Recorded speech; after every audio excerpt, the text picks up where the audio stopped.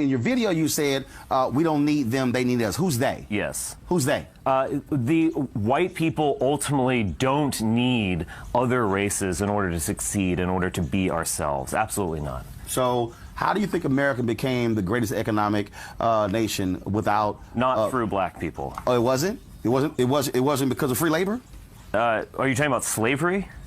How do you think America became the greatest economy that it did? How do you think that happened?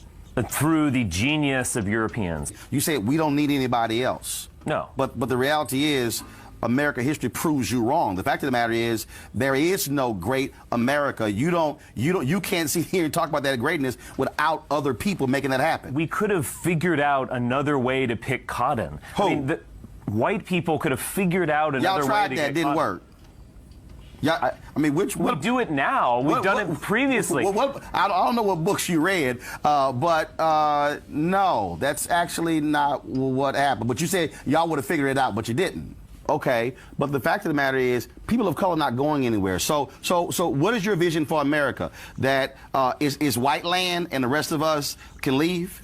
I think that white people, Europeans, formed the core of American identity. So why don't you go back to Europe? African Americans built capitalism in the same way that potatoes built McDonald's. The United States was 90+%, in my opinion, of course, white, almost for the totality of its existence. And you're going to tell me that this tiny group of people are the ones who made it great? Fuck off. It's my blood and sweat of my relatives that made that happen.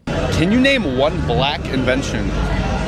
In terms of nouns, like literal things such as the light bulb or electricity or the internet, I can't say I can give you one. In terms of adjectives, I could give you loud, I could give you obnoxious, I could give you incarcerated. You see what I'm saying? Do you have any more? Maybe actions? Overweight. The average black woman in America is obese. Overweight, there we go. 180 pounds, yeah. 180 pounds. Wow. On average. Oh my God, I thought it was 160. That was, 160 alone is obese, 180. Hello my brothers and sisters. Hope you are fine wherever you are watching from. Welcome to the channel once again. So good people, is it true that these ones can live without people from other communities? Are these people for real, or are they living in denial? Can these people live without using other people's inventions? How did they achieve to build big cities and great economy? So good people, let's watch this compilation until the end, and I'll be back with a little discussion. Remember, all credit goes to the original creators of these videos. Superiority feeling when I tell you that a black person created the plasma transfusion, when I tell you that the supercomputer that led to the internet is invented by an African computer scientist, when I tell you, like last time, all the inventions, when you learn about the air conditioner and the radiator, and you learn about all the different science inventions that were invented by people that look like us. It wasn't you that started. You didn't invent the super soaker. It was a black dude that did. You didn't calculate the whole rocket ship stuff for NASA. It was some black women, of course, with the help of other people. But you didn't invent the remote control. A black dude did. I mean, you didn't invent the spatula. A black woman did. 3D imaging, a black woman did. White people as a collective group are insecure. You do not steal other people's culture if you are secure. You do not create a whole category of an identity to put yourself over another group of people if you are secure. You do not deport or kill other racial groups in order to maintain the integrity of yours if you are secure. You do not constantly try to separate yourself from the bad white people if you are secure. And the reason I'm bringing this up is because that insecurity manifests itself differently depending on what group of white people we are talking about, especially if we are talking about it on a political spectrum. On the right, it's pretty easy to tell where their insecurities are manifesting. We've talked about it extensively as a country. But on the left, I don't think we've explored that as much, and I want to point that out because I'm seeing it a lot right now. White people on the left side of things tend to hyperfixate on not appearing problematic. Because white people on the left side of things tend to have an awareness of the problematic nature of their history, they're more aware than the people on the right. So because of that, there's an understanding of the harm that has been caused. Because of that, if there's any issue where it could appear as if they are problematic, it sparks some level of insecurity, therefore a reaction that can either be compulsive or intentional. It is because of this that if there is a social justice issue that is getting a lot of public attention, and especially if it has a graphic nature to it, there are going to be white people that will not allow any nuance around understanding or reacting to that social justice issue, because there is a hyperfixation and concern at a quote-unquote risk of appearing problematic in the response or their understanding to that issue. Now, there is a level of this that is understandable and appropriate, because there are times where the nuance does not need to be brought in by white people, because a lot of the times it's perpetuated by white people, the harm. But the issue comes in when you have a harm that is affecting people of color. Those people of color are trying to understand, unpack, and address it with some level of nuance that is needed in order to address something at a macro level. And you have white people that will not allow that to happen, even if they are not the ones being directly impacted by the harm. The development of whiteness is a fatal wound that white people have experienced and created for themselves. And it is something that I am very aware of when I talk about white people, or the concept of like white supremacy especially. I always say that whiteness is the issue. It is what is problematic. It is what is a problem, and that is what we need to quote unquote get rid of, not white people. Those are two separate things. Whiteness is a concept, is a construct that was created in order to push other people down and put white people above other marginalized groups of people. But white people within themselves being born with paler skin than me and other people of color, that in and within itself is not problematic. And you need to separate the two in order to get out of this level of insecurity, this pervasive level of insecurity. But going back to culture, specifically when it comes to insecurity with white people, I personally strongly believe that is why stan culture is so incredibly strong with white people. It is because there is a hole left in place for white people because of the replacement of culture with the concept of whiteness. Whiteness does not give you any fulfillment. It does not do anything for you. It is not a connecting force other than a connection in putting other people below you, whether it's something you actively or subconsciously participate in. But fandoms give you something to collectively orient yourself around. It gives you a connection point. It is something that you can identify with outside of your whiteness. Because of this, that is why I do believe that the particular, what I like to call the doxing Swifties, not the normal ones, not the ones that have some ability to operate outside of this, but the doxing Swifties in particular, especially the white ones, are the ones that have a big problem with this. There are other things of this nature. It is not just Taylor Swift that has a fan group or a portion of her fan group that operate in this way. You could have that argument about Star Wars. You could have that argument about a lot of different cultural groups that come together based off of some level of like some element of media or music or whatever. But I strongly believe that there is a fundamental wound that white people have experienced that leaves them susceptible to this kind of behavior and this blind spot that happens when you're not able to allow nuance because of this, again, risk or paranoia about appearing problematic. Again, I'm not saying that that is something that is an issue all the time. In fact, a lot of times that caution is warranted. But at the same time, when you are having this caution in play, it is important that you are checking it when you are having it in relation to other people of color, especially Black people. I'm seeing that conversation a lot right now when it comes to Jasmine Crockett. Yes, that is what's sparking this. It is not problematic to want to have a conversation about what is happening here in the U.S. when it comes to who we put in office. It is not problematic to want to have that conversation because we are experiencing harm at a severe level and have been experiencing it for hundreds of years. And under this administration, it is getting worse. So yes, a lot, and I do mean a lot, of Black people care about what is happening overseas. I am one of them. I care about it deeply. I have been connected with people in Gaza that are no longer here. I care about what's happening in that damn country, I promise. We cannot ignore the violence that Black people alone constantly experience in this country, and it is only getting worse. It is not something that we can completely separate, but it is a consideration. So it is harmful when you have white people come into the picture and in their pursuit of moral purity in order to not appear problematic, there is a way that a lot of white people shut down very valid conversations that a lot of people of color, but especially Black people in this particular conversation, are trying to have. Texas is violent to its citizens. Texas is a hub for ICE. Texas has done everything it can to siphon everything it can out of the citizens that are in this country. Texas is also in the South.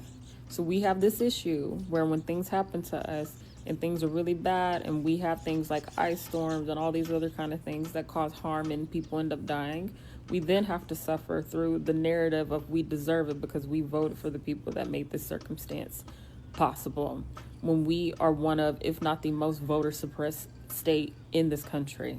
I could tell you all day the harm and violence that Texans experience on a daily basis.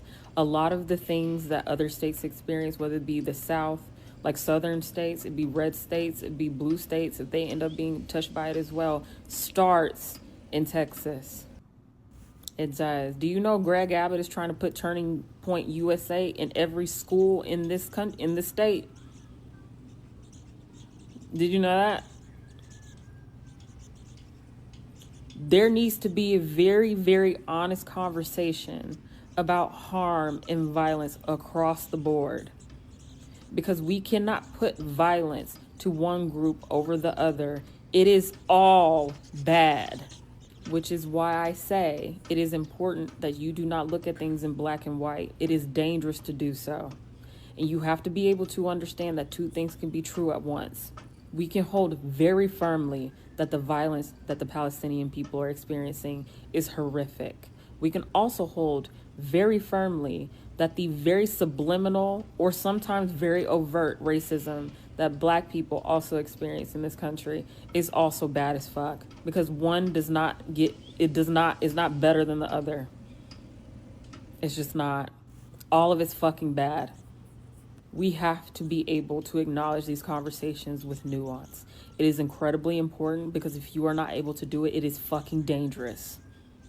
I'm not doing this again.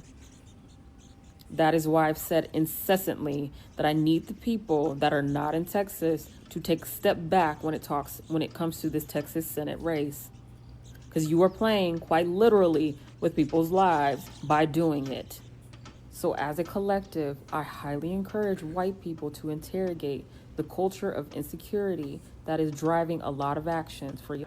Great things white people have accomplished. 97% of inventions were made by Europeans. And there's actually a website when they say like the traffic light or peanut butter was invented by Black people. I don't think they've invented anything actually. There's a website that like fact checks these Black inventions, and you look deeper into it and usually they're all from white people that they might have added something or it was like completely stolen. So why are we not taught about that? Wow, there's a site debunking Black inventions? Yeah, I didn't even invent peanut butter. So I don't think they've invented anything actually. Is this a measuring contest on which race is better?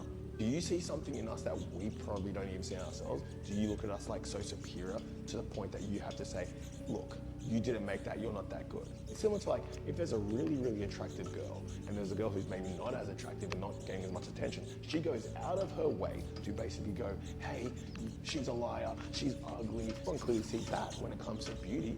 You are being disrespectful because you don't have something or you feel inferior. You need to work on yourself instead of tearing down that beautiful woman. That's how we see it. Why do you need to stand so high above Black people? Why do you need to keep on making it a thing where you keep on telling the world that you're better? Most of the stuff y'all consume is Black American culture. Most of the stuff y'all see, hear, listen to, want to wear is Black American culture. Yet y'all give white people your flowers for what? What y'all giving white people your flowers for? Like, I really don't understand it. Next time y'all say, I love the 90s style, I love the Y2K style, I love baggy clothes, Black American style. That's Black American culture. Next time y'all say, I love rock music, and y'all think that Elvis Presley, rock music didn't start with Elvis Presley. Rock music started with Black Americans. Country music started with black Americans. House music started with black Americans. Techno is black music. Hip hop is black music. R&B is black music. Blues, jazz, gospel is black music. Everything that y'all consume, most of the stuff, is black music. People dress like Billie Eilish. Billie Eilish is dressed like TLC, The Brat, and MC Lights. But y'all don't know who that is, so the conversation doesn't even make sense. You know, like, I'm so sick and tired of people thinking black Americans don't have culture when they are the culture. Y'all love the gift and not the giver. Y'all love everything that black people produce, but y'all don't like black people. Y'all love everything that black people give you, but you don't respect black people. Y'all love everything that black people... It only exists because of black people. You only exist because of black people. If it wasn't for a black woman, y'all wouldn't even be here. Yet y'all want to hate on black women. All of that shit don't make sense to me, bro. Hey, man. I don't even got to say nothing. We all know it's facts. The end. Ooh, you want to know one thing that blacks invented, do ya? Well, for starters, how about we don't refer to black folks as blacks? Because I can hear the fucking banjos coming out of you from that comment. But if you really want to know one of the most prominent things that black folks have ever invented, I advise you to turn on your radio. Just about every single genre of American music you've ever heard of has been invented by black folks or is derived from music that black folks made.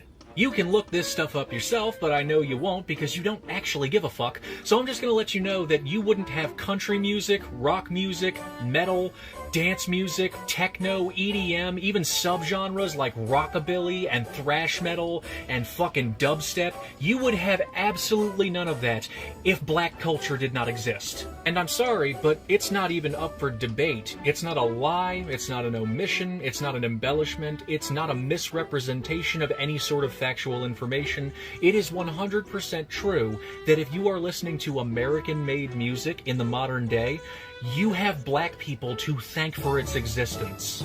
How's that for an invention?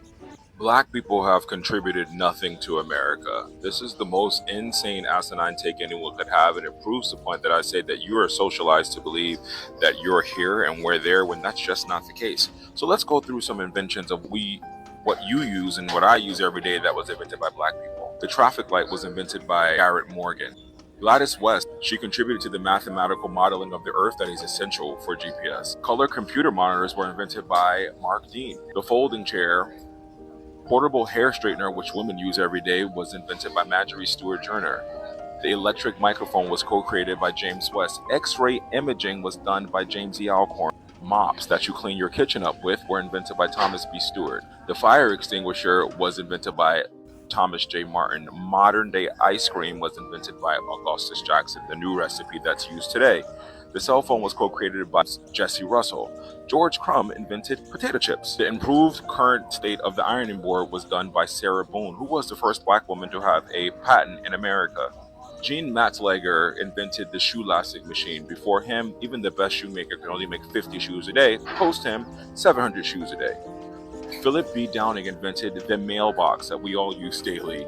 The doorknob was invented by Osborne Dorney. Lewis Latimer is the reason we have lights that last longer than 2 hours. Before him, lights went out, but he invented the carbon filament for the long-lasting light bulb. Mechanized dough roller and the kitchen mixer, you know, the KitchenAid, was invented by Judy W. Reed. Laser cataract surgery, so we all could see, was done by Patricia Bath. Shirley Ann Jackson invented the portable fax machine, touch-tone telephones, call waiting, caller ID, and fiber optic cables. Pretty sure you're watching this video because of fiber optic cables. So before you say things like black people don't contribute anything to this country or to this world because your feelings were hurt because I mentioned a few things about white history, think again. Educate yourself. All right, bye-bye. I'm Kylie, and here are 3 black inventions that white people have essentially taken credit for. Number 1, country music. Country music was actually created in the American South that was primarily black freedmen. It's a blend of Anglo-Celtic folk tunes as well as blues and spirituals that evolved. And now, as you can see, if you look at the country music artist chart, it is almost entirely white musicians that have co-opted this genre and have actually created a racist genre that black people aren't part of really anymore. Number 2, the potato chip. We all know that white people love potato chips, but actually it was invented by George Crumb. They were invented in 18 1853 in New York after a customer complained that his French fries were too thick, so he made the potato chip. Now this has become a staple of like the white American barbecue. You always have potato chips, you have burgers, and of course this was a black invention. Number 3, everybody uses this, but the doorknob. While this isn't a cultural thing, it is an invention that has improved the lives of basically everybody. His name is Osborne Dorsey, and he is the person who patented this design. He was born into slavery, and no thanks to white people, he was able to create this invention that has pretty much revolutionized the way that people move through the world. If you know of any other inventions, drop it in the comments. I'm gonna make this a series. Bye! In America today, a white man with a high school diploma makes more than a black man with a master's degree. A white man with a master's degree makes more than a black man with a doctorate. You follow what I'm saying? So that is real. There was a study that was done not too long ago where white men who had a prison record and no college degree, were called back for a job more often than black men with master's degrees with no prison record at all. Right? There was a sister who just did a study. I just saw it the other day. She changed her name to a white woman's name. I saw that. You saw that? Yeah. On what is it? Indeed. What's the thing on? Indeed, yeah. Yeah, Indeed and all those job sites. LinkedIn. Right. Indeed. LinkedIn. Yeah. And she passed herself off as a white woman. And she proved that there was discrimination. Same resume, same everything, but when she was Caucasian, way more job opportunities than when she was black. So that's a real thing. How do we change that? You got to change the system. Because here's the thing. We can't deny the American African his humanity for good and for bad. This is what I mean by that. There was a psychological study that was done, I forget the name of it, where they took a rat and they put the rat in a box. And they kept enticing the rat to climb out the box. And every time the rat tried to climb out the box, they kept getting pushed back into the box. So guess what happened after hundreds of times of trying to jump out the box and kept getting pushed back in? They stopped trying to jump out the box. The white man, a Charlie Kirk, will look at that and say, look at the lazy black. They not trying enough. They not working hard enough. What did I say? Don't discount the history. He's not going to talk about the fact that they've been trying to do that for the past 200 years, and they learned through experience that trying to get out the box is not the way you get out. If you're really going to be a racist, then you should be a true racist and not use anything or be involved with anything that was invented or created by blacks. Do you want a list? The ironing board, the refrigerator, the baby carriage, the shoemaking machines, the traffic signal, the incandescent light bulb, the folding bed, the mailbox, air conditioning, elevator. You want me to go on? This is a nation that invented the light bulb, the telegraph, the television, the telephone, the computer chip, the smartphone, the GPS, the integrated circuit, and even the internet. Basically, we invented everything. We?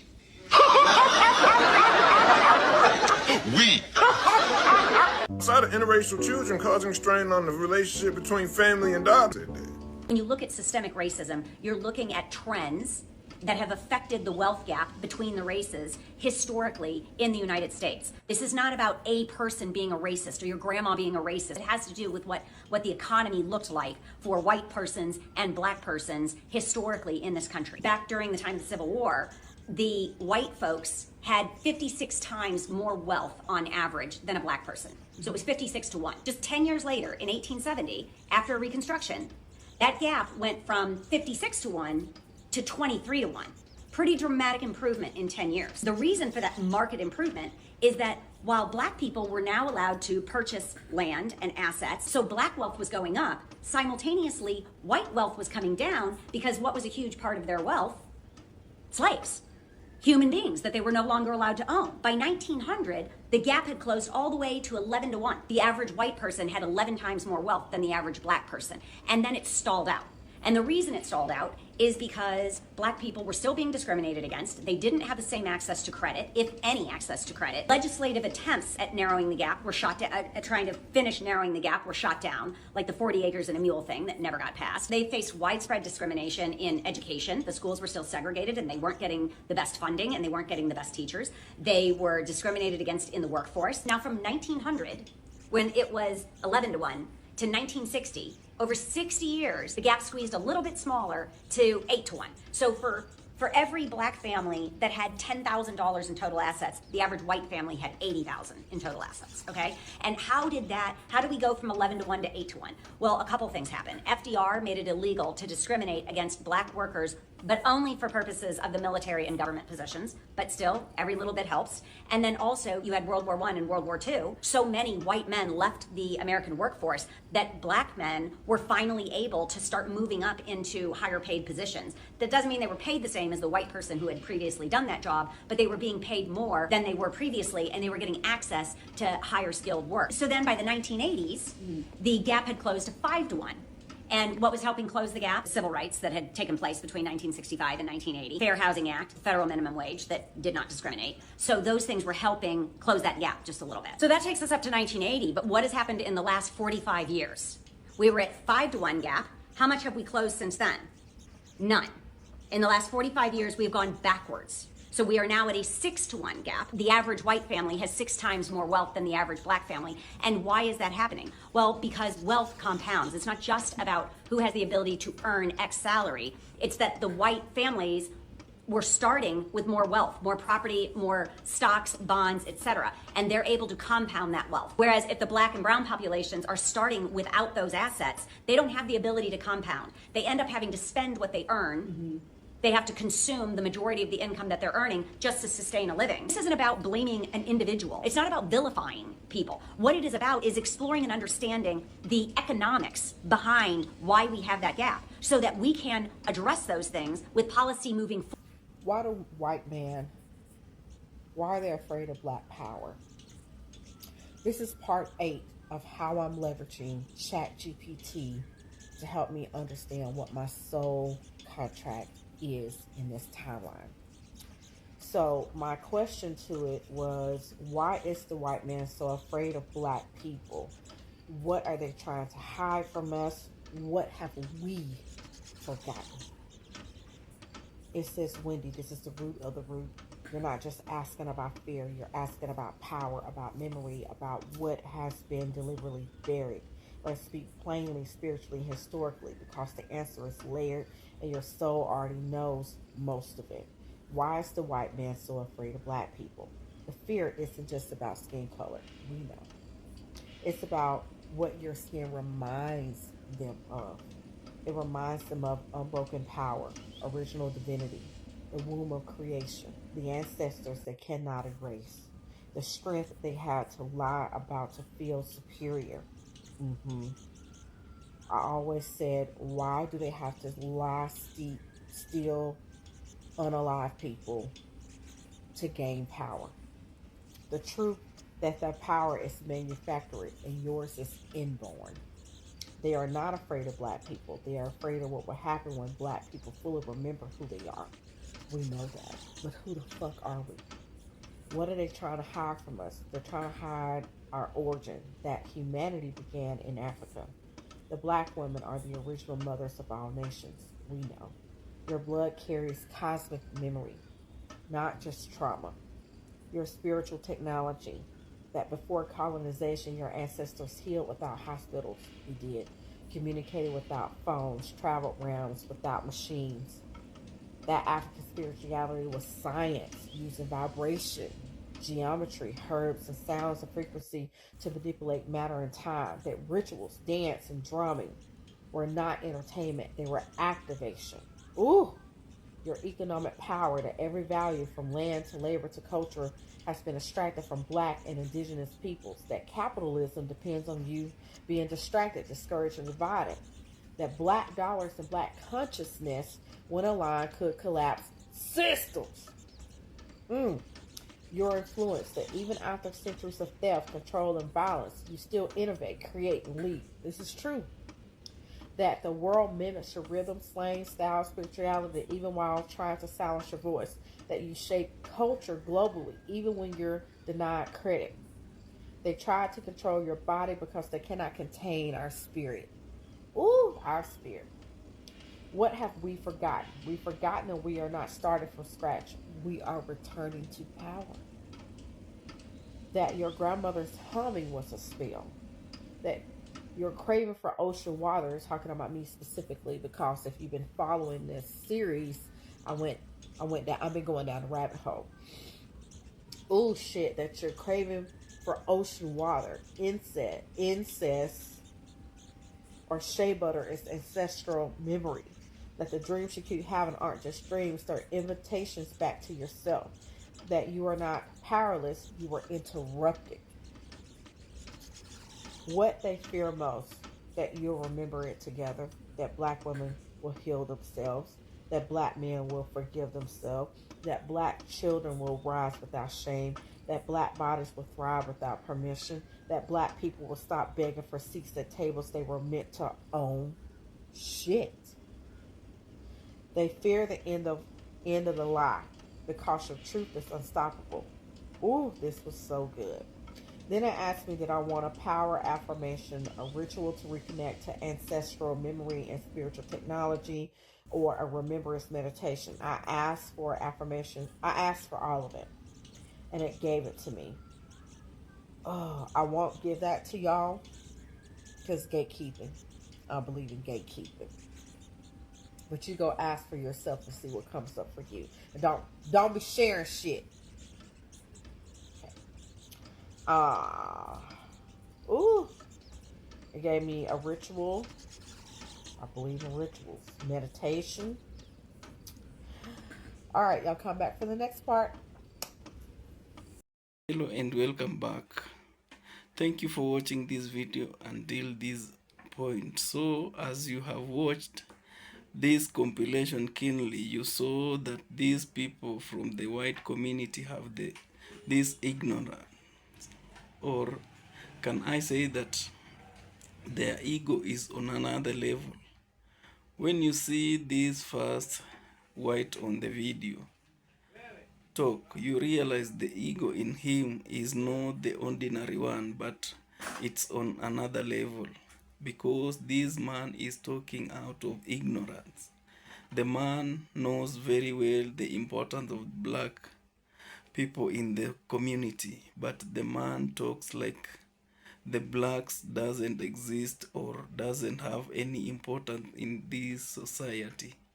The man goes ahead and say that people from the white community doesn't need people from the black community. For me, I feel like this is an idea that is in these people from the white community. They all have the same minds. When you see one talk like this, just know that he is not talking his mind, but he is talking the minds of all this community. They all feel like him. These people still live in denial. They don't accept the real situation. They still have that superiority minds. They feel themselves as little gods on this world. They see themselves superior. What these people don't know is that they, from the past, depended on these black people, people from the black community, on everything. But when they came across these blacks,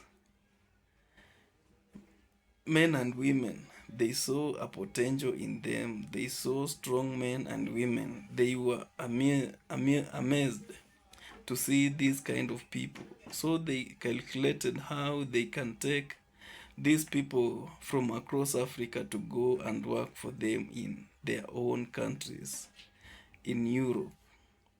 This was done because they saw these strong men would work for them in their fields and even build their towns. They never had that labor in their countries, so they took these people by force and took them to America. These men worked for maximum hours, something that these whites could not do. So they used these people to build their towns for free. Their economy is now great because of the free labor that was offered by these blacks. These people that they are now saying that they can live without. Why could they not do it themselves. Without these blacks coming to Europe, how would you build these large cities? Who could you rely on for labor? When you go into invention, you find that nearly everything that is being used by the whites were invented by these black people that they say that they don't have any meaning to them. Tell me, why are you using these things that were invented by these people from black community, yet you don't see the meaning of them being around you? Why you taking their invention and put your names on them? How can you live comfortably without watching a television that was invented by a person you don't see his worth? How could your lives be without the people? Will you have these big towns, those large farms with produce, these great lives with these machines that were invented by these blacks? Why live in denial? Just accept and move on. They have come from far. They are making your lives better and comfortable. Stop living this life on denial. It's hurting you so bad. Accept everything as it is, and everything will be okay. These people don't need revenge. They just need acceptance. These people try to build their whites only towns, an idea that never came to pass. We are all humans. We are not islands. We all need each other. No race is superior, no race is inferior. We are all God's people. Stop undermining one another because of this or because of his or her color. So, good people, I'd like to know your thoughts. Go into the comment section and leave your comment. If you like this video, give it a thumbs up. Also share to a like-minded person. And most importantly, consider subscribing to the channel. Let's make this a big community. See you on my next episode.